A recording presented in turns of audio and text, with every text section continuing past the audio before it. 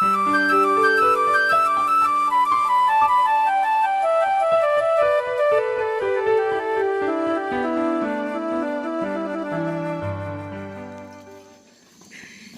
tôi tuổi ở mũi sông mùng nọ. Giờ nhà chúng mỏ bây giờ. Để tiêu đi. Tôi bay dây to chẳng chúa đấy mà sao phải rất đeo. Tôi sợ nữa. Sao cái là định tê sao định tê.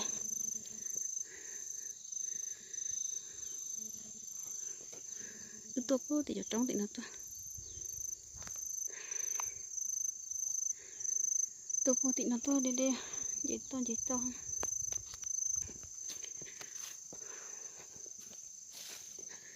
sao thì tia liền thôi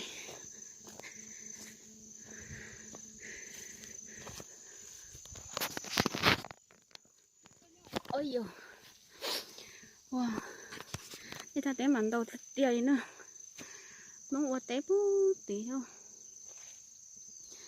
ôi giờ bố cứ bố tí rồi cha ế tao muốn chế ăn tôi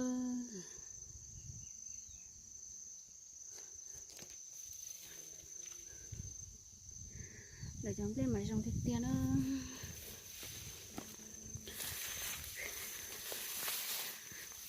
sao chỉ tí thôi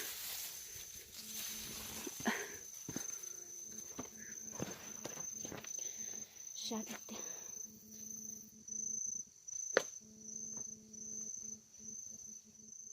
để nó tí chứ bố tổn thương của nó ló nè cho bố hở nó nè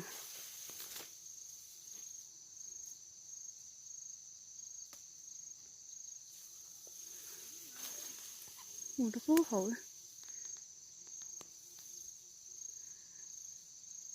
còn nó mà nó chẳng nghe ui lúc nào nó chỉ có một chiếc son đó từ nhỏ đi mà thế này sai bây giờ có tốt sáng chỉ rất sai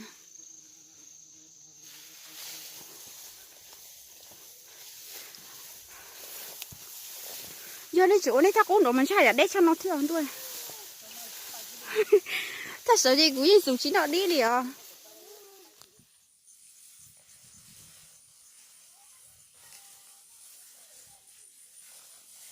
chị có ý gì mình chỉ lấy một cái liền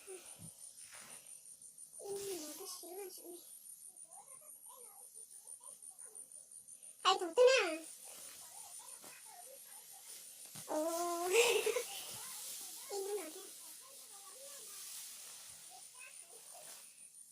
em ấy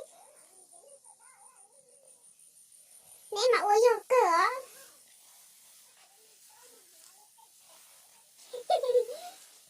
có tên em ngồi không thế chị ơi nếu mà đi nhỏ mà như thế phải hỏi nhỏ ôi sao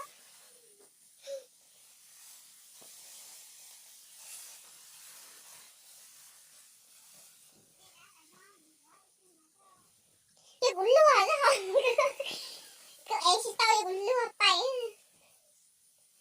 chứ YouTube có nó đi yêu xá đế mà ấy nhớ chị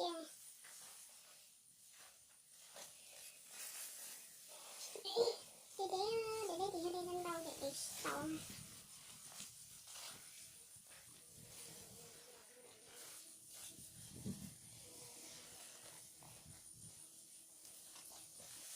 khá thì cái đâu khỏi đi đâu này rồi còn đó đi chồng xem nó một bó sầu tống sầu á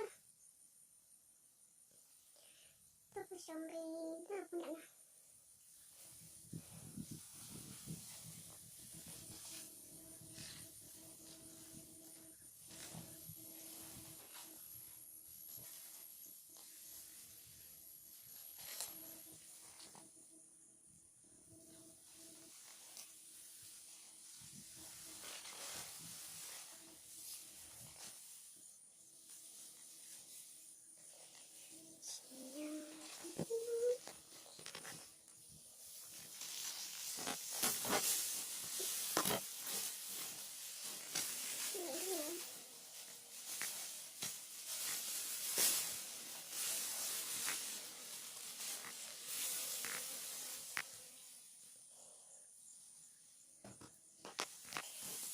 thì sẽ chỉ đi cũng rồi.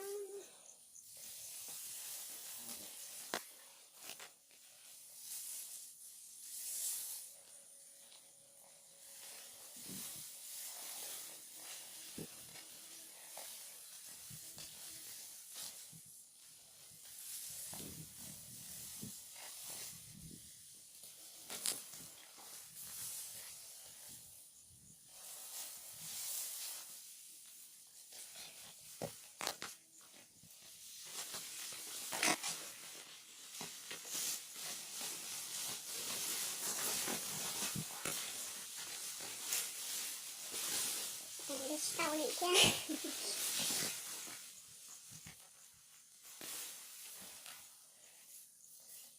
Chị ta đi xuống được nè. Để đi một cái.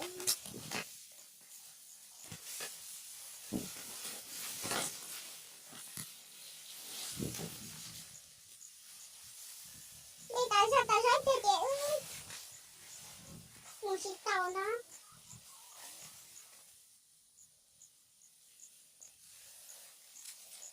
Này cái này mình đâu đi cha. Sao xuống ra còn bố sợ trong sợ. Cái tung bay hạ say quá xin tiền ra còn nó được số mà. Đi đi. Hả? Xin mù mà. Nghe này có rồi chạy đi mà phải sợ đó.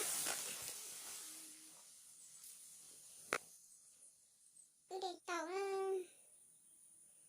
đi tàu đi hàng ý số một kì. Cái đấy một thác chạp bóng một chim hỏa rồi. Một son xa.